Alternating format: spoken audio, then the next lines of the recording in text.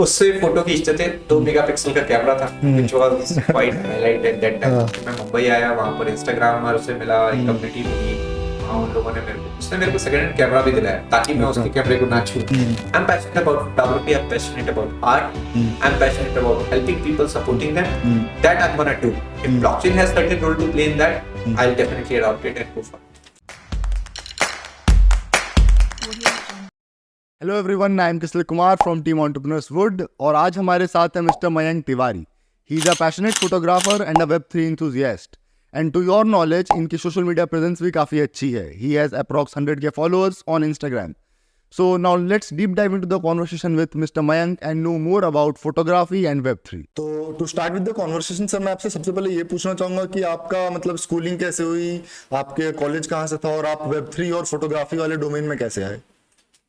Okay, so first of all, thank you so much for having me here for this podcast। मैं इसी college से, I mean group से हूँ।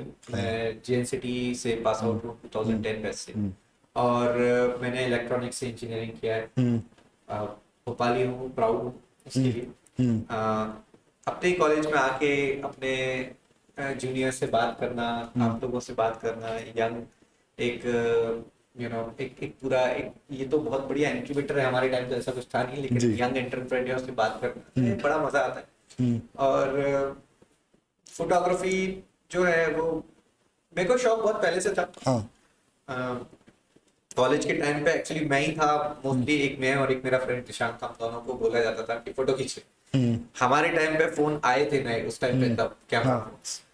हम उस जमाने के हैं जब हमने एंड्रॉइड को आते देखा नया बन पाओ। तो मेरे टाइम पे जो है मेरा पहला था Nokia 5500 express music phone. I am not sure how many of you know that, but वो उस टाइम पे बड़ा हिट था। Nokia is now the dead brand, but we used to recognize it a lot back then। तो उससे photo खींचते थे। 2 megapixel का कैमरा था which was quite highlight at that time। मैं बहुत 2 मेगापिक्सल और उससे फोटो जो है वो खींच के लोगों को दिखाता था मैं, मेरे दोस्त वो लगता था कि मैं अच्छी फोटो खींचता हूँ फ्रॉम दैट फोन। वहां से शुरू हुई जर्नी। हम आगे बढ़े। हमने मतलब मैं और मेरा फ्रेंड, हम लोग सब साथ में ही घूमता फिरना चलता था। ट्रैवलिंग हमेशा से मुझे पसंद थी, तो मैं बहुत कोशिश करता था कि घूमूं। और तो पैसे नहीं थे, मैं बहुत लोअर मिडिल क्लास फैमिली से आता हूँ। अपनी खुद की अर्निंग, खुद के पैसे सब किया, और उसी के थ्रू मैंने अपने आप को कोशिश किया एस्टैब्लिश करने का। मैं पहले होम ट्यूशन लेता था, उससे पैसे मिलते थे। फिर उसके बाद मैं जो है इवेंट वगैरह करने लगा। मैं एंकर था actually. I used to do professional anchoring for 2 years of my career back then। फिर मेरी जॉब लग गई which I was not really interested। लेकिन क्योंकि मेरे फ्रेंड का मन था, जिसका मैंने अभी नाम लिया, दिशांत, he told me कि चल भाई चलते हैं इंटरव्यू दे के आते हैं एक्सेंचर का। मैंने कहा मुझे एक्सेंचर पता भी नहीं क्या है। At that time I don't know, आज भी I think people are that novice. आपके इंस्टीट्यूट में कितने लोगों को, CS वालों को एक्सेंचर पता है? सबको पता है? आपको पता? हाँ, ऑलमोस्ट मतलब अब तो फिर आज थोड़ा एजुकेटेड हो गए। मेरे टाइम पे तो नहीं पता था, उनको TCS पता अब लोग प्लेसमेंट के लिए वो थ्राइव करना स्टार्ट कर देते हैं फर्स्ट ईयर के एंड से, तो उस केस में मतलब लोग कंपनी से फेमिलियर हो जाते हैं थोड़ा बहुत। ग्रेट। तो मेरे टाइम पे तो नहीं था, और शायद मेरा इंटरेस्ट भी था। हो सकता है मेरे टाइम पे बाकियों को पता हो, बट मुझे नहीं पता था। तो मैं गया इंटरव्यू देने। 3-3.5 हजार लोग कुछ आए थे। अच्छा। मैंने बाहर ही बोल दिया, मैंने भाई मैं नहीं जा रहा, मेरा नहीं होने वाला।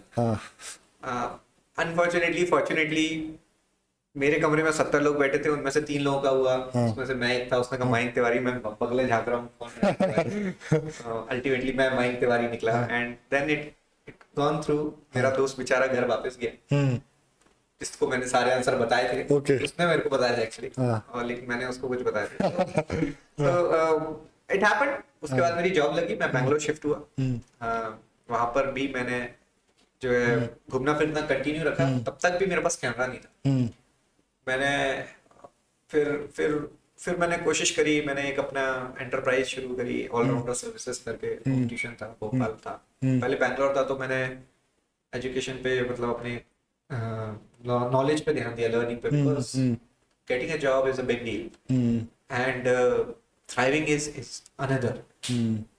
Many people do get a job, but they do not actually understand that how to grow, इसलिए वो अटक जाते हैं करियर पे। मैं मेरे अंदर हमेशा से था कि मुझे आगे बढ़ना है।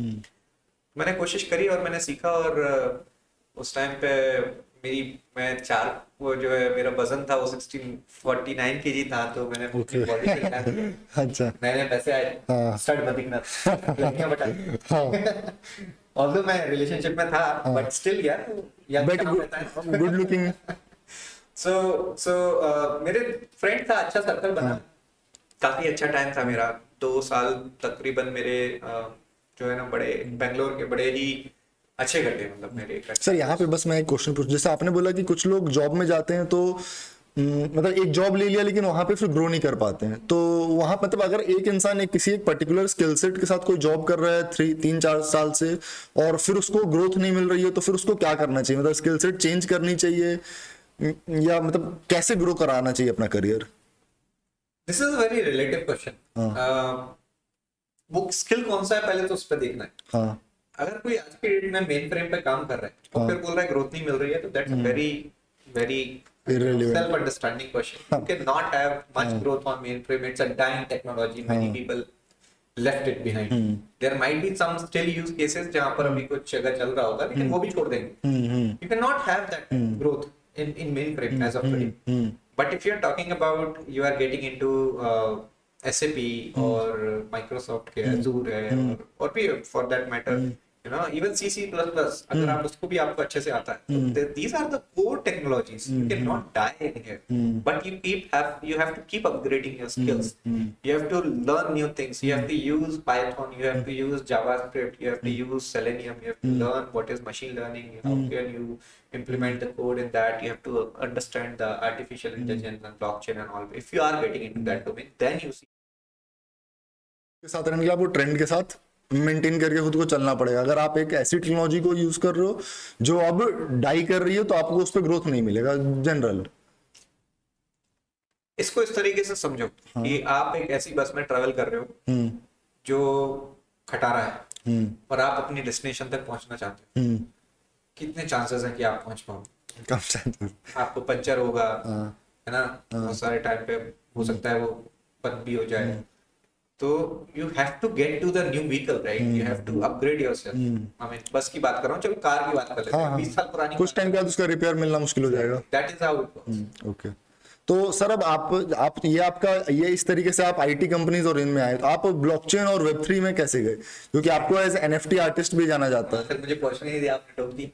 जी जी जी। I am kidding.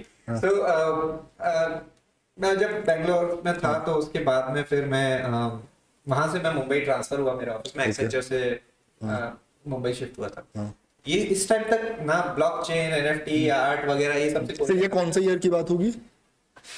13, 14, 15 जब मैंने अपना बिजनेस किया। मैं एंटरप्रेन्योर बनने की चाहत रखता था उसमें। ओके। ऑलराउंडर सर्विसेज करके मेरा जो स्टार्टअप था, उसमें ट्यूशन पढ़ाते थे और बहुत मेहनत करी थी, बट इट वर्क वेल। काफी मैंने प्रॉफिट भी कमाया, बट फिर मेरा due to some personal reason I had to you know pause it out, तो मैं रुका उस पे। फिर मैंने स्विच की कंपनी, और जब मैंने पहले डेलॉइट अपनी कंपनी डेलॉइट, तो मैंने जब डेलॉइट ज्वाइन किया, उस टाइम पे मैं वापस बैंगलोर आया डेलॉइट ज्वाइन करने के, एंड दैट इज वेयर मेरा जो है एक करियर पाथ चेंज हुआ। वहां पर मेरा एक रूममेट आया नया, मोहित करके, and that guy was a photographer. He was a new joining, नई जॉब लगी थी उसकी, बट उसने फोटोग्राफी की थी और उसके पास कैमरा था। For the first time in my life, I had access to camera. Professional camera. Professional camera. D750 उसका कैमरा था, मतलब quite good camera back then. तो मेरे को वो बड़ा फैसिनेट करा उस चीज में, और उसने अपनी कैमरा जर्नी बताई। मैंने उसको अपनी कुछ फोटोज दिखाई, which of course out of courtesy he said yeah अच्छी हैं ये। सबको कोई एकदम से मिल के मना तो नहीं करेगा कि यार क्या कचरा फोटो है, बट आज मैं अगर वो देखूंगा और उसके बाद मुझे लगता है कि यार क्या कोई फोटो दी है। पर कुछ विजन वगैरह था, but it doesn't work that. So उसके कैमरे से मैंने कुछ फोटोग्राफी शुरू करी, एंड इट वाज फन। वो थोड़ा इनसिक्योर था क्योंकि ऑब्वियसली मैं नया था, और उसको लगता है यार ये आदमी मेरा कैमरा यूज कर रहा है। मुझे ऐसा लगता है उसने कभी ऐसा बोला नहीं, लेकिन हाँ वो एक फीलिंग है. That is where I got into this photography. पहले मैंने अपना यूट्यूब चैनल चलाने की कोशिश करी, दुनिया भर के वीडियो बनाया, आज भी पड़े हुए हैं कुछ कुछ उस पे, कभी पॉलिटिकल नरेशन, कभी कुछ. So that is where that journey started. फिर मैं मुंबई आया, वहां पर इंस्टाग्रामर से मिला, एक कम्युनिटी मिली, वहाँ उन लोगों ने उसने मेरे को सेकंड हैंड कैमरा भी दिलाया ताकि मैं उसके कैमरे को ना छूं. अच्छा. वो कैमरे से मेरी फोटोग्राफी जर्नी की स्टार्ट हुई. This is somewhere around 2016. Okay. मैं 17 में मुंबई आया था, और 17-18 में मैं मुंबई आया था. तब मैंने इंस्टाग्राम को अडॉप्ट किया. वहां पर मैंने फोटोग्राफी डालना शुरू किया. ड्रोन का लव मुझको हुआ, और मेरे को ड्रोन मिला मुंबई में 2018 में. पहली बार मुझे ड्रोन मिला था. I think I am the first photographer who flew drone at Mumbai Gateway of India. Okay. So I think it is not verified. Claim, कोई no, अगर but- क्लेम कर रहा हो तो बताओ मेरे को. So and that time permission and all was not very you know thing. उस टाइम पे कोई ऐसा लॉ नहीं था, कुछ वैसा नहीं कुछ था. compliances नहीं थे लेकिन- drone के regarding. हाँ, लेकिन अलाउड नहीं था. पुलिस देख लेगी तो पकड़ लेगी, तो चोरी चुप के उड़ाया था. हाँ. आज की डेट में नहीं करता, कोई भी मत करना. हाँ. मेरे को एंटी टेररिस्ट वालों ने पकड़ा है, तो डोंट डू दैट. Okay.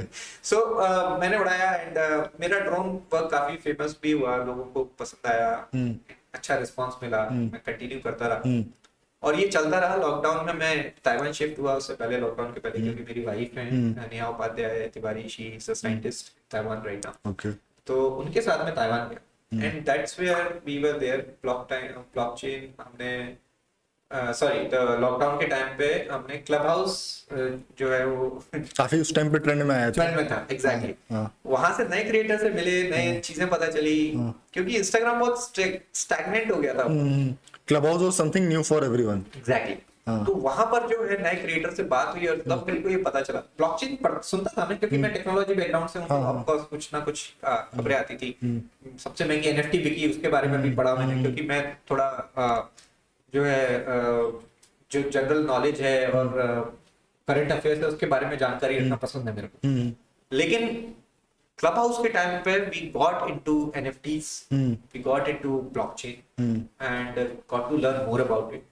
2020 का टाइम था, it was even boom also. तो बढ़ रहा था बड़ी तेजी से.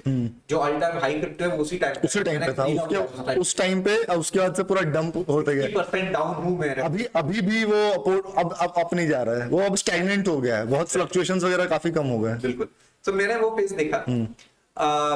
फिर एक कम्युनिटी थी एनएफटी पे, ट्विटर पे एनएफटीज होते हैं, तो मैंने अभी अपने एनएफटी सेल पे लगाए. बहुत टाइम तक कुछ सेल नहीं हुई, लेकिन फिर by engaging with collectors, doing all those things, I got into NFTs and it worked. I sold couple of NFTs at good price. मेरे पहले collector Nick Kalyani, who was also sponsor of South Asia's biggest crypto event, Okay. which we did last year in Bangalore, Namaste NFT Bangalore. Okay. It was the biggest achievement of one of the biggest achievement of my life till now. तो Okay. वो भी हमने किया. So that's the journey of whole NFT and blockchain for me. तो sir अभी जैसे अब ये तो आपने जो बेचा वो एज एन एनएफटी, वो एक मतलब पीस ऑफ आर्ट था. बट हम लोग आजकल मतलब ये चीज देखने में आती है कि एक लड़के ने अपना फोटो खींच के डाली और वो एनएफटी अब मिलियंस में बिक रही है. मतलब आजकल नहीं आती है, तभी आती थी. हाँ, उसमें तो उसी टाइम पे आ रही थी, अब नहीं आती. क्रेज था. और वो क्या होता है ना, कि मैंने अभी थोड़ी देर पहले शायद आपको बोला था कि हम इंडियंस का क्या होता है, हम तब तक किसी गाड़ी पे नहीं चढ़ते जब तक उसमें बहुत भीड़ ना हो, या किसी दुकान पे खाना नहीं खाते जब तक उसमें बहुत भीड़ ना लगे. अगर कोई दुकान पे बहुत भीड़ लगी है तो हम जाते हैं, अरे भीड़ लगी है, इसमें कुछ तो अच्छा मिल रहा होगा, चलो. जैसे अभी रामेश्वरम कैफे चल रहा है बैंगलोर में, मतलब बैंगलोर में. अच्छा, मैं इंडिया में अभी बहुत कम हूँ तो इसलिए मुझे आइडिया नहीं, बट हाँ ऑब्वियसली हो सकता है. या फिर अभी बाबा लोग चल रहे हैं हमारे 2-3 अब में, I don't want to take names. तो ऐसे हाइप जो होता है ना, so that people jump on that shit. वो आना चाहते हैं कि ये चीज चल रही है, हम भी आते हैं. और जो सेल हुई थी वो सब, दैट वाज मोर लाइक क्यों हाइप का एक इफेक्ट था. It had nothing to do with art और ब्लॉकचेन और एनएफटी. जस्ट दैट कि किसी ने डाल दिया, किसी ने खरीद लिया और वो हाइप बन गया उसका. वो उसका कोई रेलेवेंस नहीं है रियल लाइफ से या real life scenarios. It's more likely to be a meme. That's it.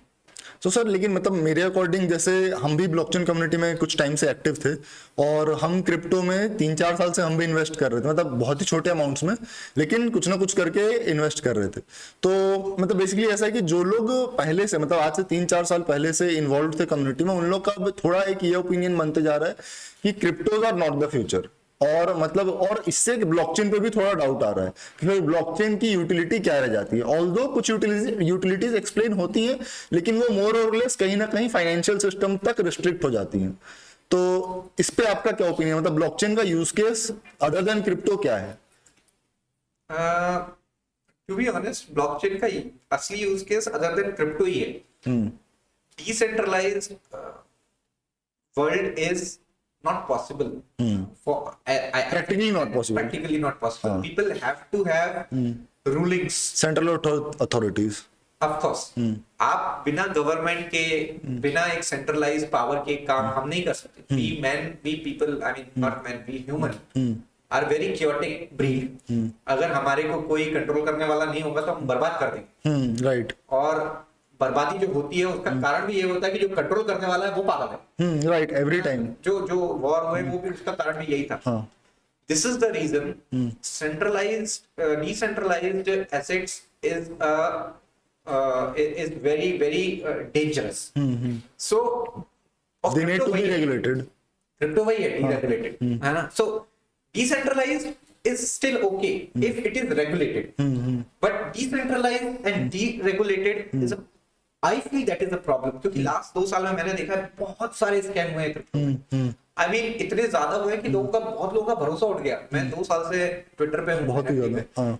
और जो पार्टिसिपेशन रेट है ना वो 100% से 20% पे आ गया लोग। मैं खुद अब पोस्ट नहीं करता ज्यादा, बिकॉज वो एक मोराइल डाउन है। FTX का हुआ, उसके बाद FTX मतलब मेजर शटडाउन, और वो काफी हिट हुआ, VC सारे हिट हो गए। एग्जैक्टली। फिर बाइनेंस पे केस है, सोलाना पे केस है, ये सारी चीजें जो है ना ये बहुत अफेक्ट करती हैं, और यही चीजें जो हैं इस मोरल को डाउन करती हैं। लेकिन this is just one part of bitcoin, sorry blockchain. Crypto currency is one utility of the blockchain. Blockchain is a technology, जैसे कि internet is a technology, social media is a utility. आप Facebook, Instagram, Twitter ये सब जो चलाते हो ये एक यूटिलिटी है इंटरनेट की। लेकिन अगर ये कुछ गलत हो रहा है यहाँ पर, इसका मतलब ये नहीं इंटरनेट गलत है सर। तो हाँ, लेकिन other than financial transactions blockchain के मोस्ट रेलेवेंट यूज केसेस मतलब क्या होंगे? Smart contracts are the future. हाँ। तो डिजिटली आप जो भी काम करते हो आज की डेट में, उसको सेफ्टी के लिए blockchain is a very useful thing. आप जो भी स्मार्ट कॉन्ट्रैक्ट, आप और मैं अगर कोई जमीन खरीद रहे हैं, so rather than signing a paper you can have it online. आपका एक ब्लॉकचेन होगा, कोई भी चेन मान लीजिए हम करते हैं, कोई any chain, government of India ने निकाल दी कोई चेन कि ये CBDT का है, डिजिटल डॉलर है। डिजिटल डॉलर के ऊपर आप और मैं अपना कॉन्ट्रैक्ट अपलोड करेंगे। आपकी तरफ से सेल का आएगा, मेरी तरफ से परचेस का आएगा। आप लिस्ट करेंगे, मैं बाय करूंगा, मैं क्लिक करूंगा, मनी मेरे अकाउंट में से आपके अकाउंट में जाएगा, आपकी प्रॉपर्टी आपके नाम से मेरे नाम पे ट्रांसफर हो जाएगी। डेटाबेस वहां रिपोजिटरी में, सेंट्रल जो गवर्नमेंट की ट्रस्ट फैक्टर काफी इंक्रीज हो जाएगा। Authentication, simplicity, trust factor. लोगों को ये नहीं लगेगा कि अगर मैंने ये ट्रांजैक्शन किया तो उधर से चीजें आएंगी नहीं आएंगी, मतलब वो आएंगी ही आएगी, वो बाउंड है, वो होना ही है, होना ही। That is how the technology works. And और उसका किसी एक के पास कंट्रोल नहीं है, है ना। आज की डेट में अगर आपको मुंबई की कोई प्रॉपर्टी खरीदनी है तो वो मुंबई में जाके आपको पता करना पड़ेगा। आप यहाँ पे बैठ के नहीं पता कर सकते कि वो प्रॉपर्टी सही है कि नहीं, सही है कि उसका डेटाबेस मुंबई में है, उनका एक्सेस किसी को नहीं है। वहीं जाओगे, उन्हीं बाबुओं से मिलोगे, वही करेंगे। अगर आप ब्लॉकचेन टेक्नोलॉजी इंप्लीमेंट करते हो तो सेंट्रल गवर्नमेंट एक सेंट्रलाइज्ड डेटाबेस रेडी कर सकती है, व्हिच इज रेगुलेटेड डेटाबेस कर सकते हैं, which could be decentralised. Mumbai में भी होगा, भोपाल में भी होगा उनका। और ये मतलब मेरे अकॉर्डिंग ये 2020 में जब कोविड आया और उसी टाइम से रेगुलेशंस भी आने लगे कि यूएस गवर्नमेंट ने बाइनेंस के ऊपर लॉसूट फाइल, क्रिप्टो, क्रिप्टो के ऊपर, क्रिप्टो को रेगुलेट करती है। दो चीजें हैं, मैं फिर वही बोलूंगा, ब्लॉकचेन को क्रिप्टो से अलग करके देखना चाहिए। Crypto is very volatile, it's a deregulated way of transaction which the governments cannot approve, क्योंकि ये उनके सिस्टम को अफेक्ट करता है। अगर इंडिया में क्रिप्टो अप्रूव हो गया तो मैं ताइवान से इंडिया क्रिप्टो में पैसा भेज सकता हूँ, गवर्नमेंट को फुटी कौड़ी नहीं मिलेगी। हाँ राइट, ठीक है, which government can not accept, पूरा इंपोर्ट एक्सपोर्ट इफेक्ट हो जाएगा। हाँ हाँ हाँ, हमारा जो करंट सिस्टम है that is not ready to have this deregulated currencies as of now, क्योंकि स्टेबलाइज पूरा डीस्टेबलाइज हो जाएगा। आगे जाके अगर कुछ उन्होंने प्रोसेस किया जैसे सीबीडीटी, अगर डिजिटल रुपी ला रहे हैं उसको अगर दूसरे कंट्री भी एक्सेप्ट करते हैं और वहां पर वो उन चीजों को रेगुलेट कर पाते हैं उस पूरे ट्रांजैक्शन को, तब तो वो एक्सेप्ट कर पाएंगे, और विच इज ब्लॉकचेन। लेकिन deregulated money transaction is can be terror, it's a disaster for whole government system in together. Economic crisis हो सकता है, होते हैं और हुए हैं।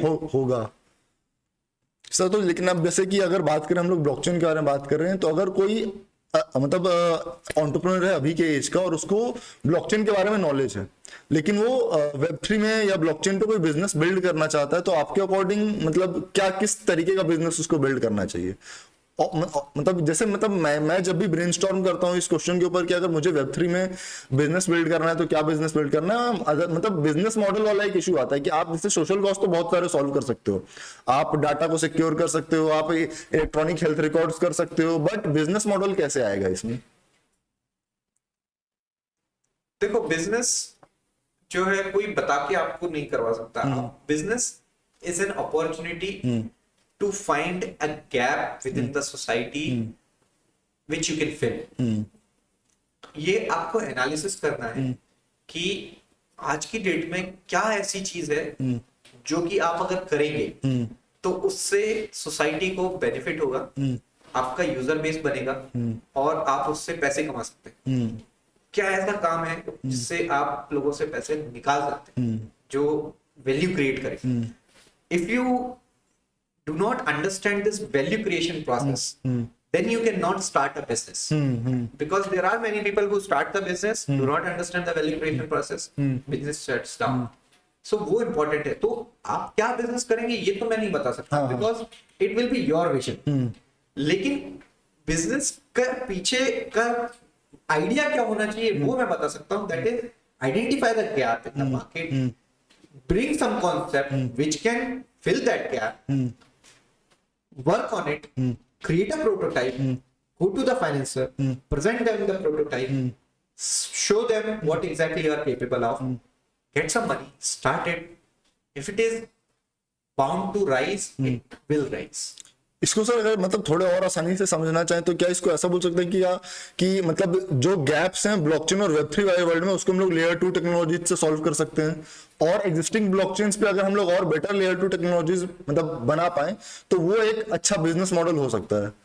डिपेंड करता है। This is again one idea, right? Just one idea. आप लेयर 2 आप लेयर 2 बनाने की जगह एग्जिस्टिंग को यूज कर सकते हो। You don't have to have any layer 2, right? Existing को यूज करो। कितने बड़े बड़े एंटरप्राइजेस हैं जो बहुत वेब3 के अच्छे स्टार्टअप्स में काम कर रहे हैं। Metaverse is another case. I am not sure how long it's gonna stay. Metaverse है कि नहीं, कहां तक रहेगा, क्योंकि थिंग्स चेंज। आज की डेट में हम इतने ज्यादा फास्ट हैं कि आज की खबर कल पुरानी हो जाती है। अब मेटावर्स पे मतलब क्या क्या मतलब जो नॉर्मल गेम्स है जिसमें पूरा वर्चुअल बना है, क्या हम लोग उनको मेटावर्स बोल सकते हैं? मतलब मैं समझा। जैसे मेटावर्स में हम लोग अगर कोई भी एक जैसे अगर सैंडबॉक्स का मेटावर्स कंसिडर करें या फिर एक्सी इन्फिनिटी का, तो उनमें उन्होंने पूरा एक वर्चुअल वर्ल्ड बना लिया और वहां पे गेम्स खेले जाते हैं, बहुत सारी एक्टिविटीज होती हैं, आप मतलब ऑनलाइन इवेंट्स आप होस्ट कर सकते हो।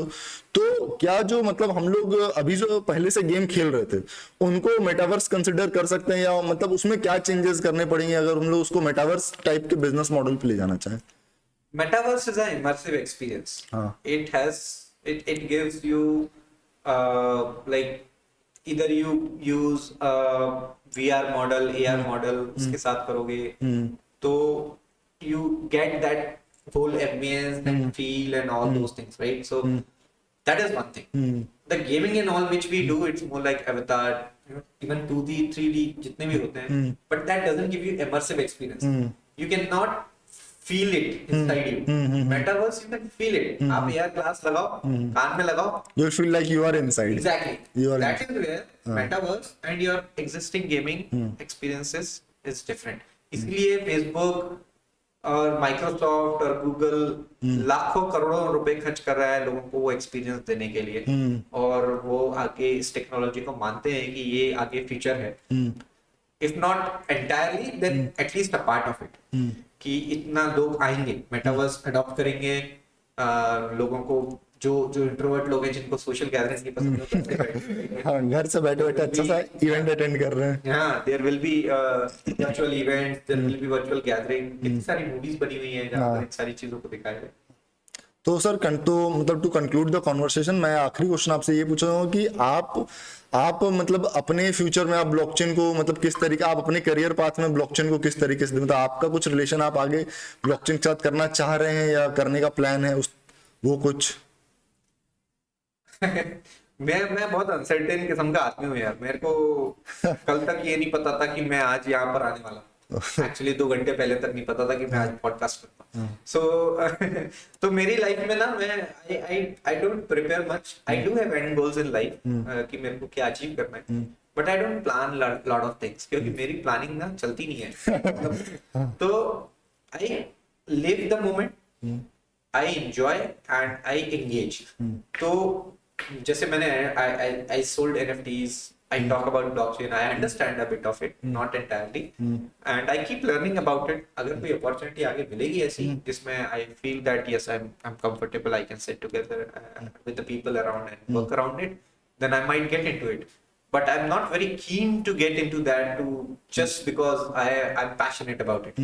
I'm passionate about photography, I'm passionate about art, I'm passionate about helping people, supporting them. That I'm gonna do. If blockchain has certain role to play in that, I'll definitely adopt it and go for it. Okay. Thank you so much, sir. Thank you so much for the conversation and coming to our studio and having a nice talk. Thank you so much for having me. It's always pleasure to talk to young lads and share my knowledge and get their mindset as in what you guys are thinking. Thank you so much, sir. Thank you.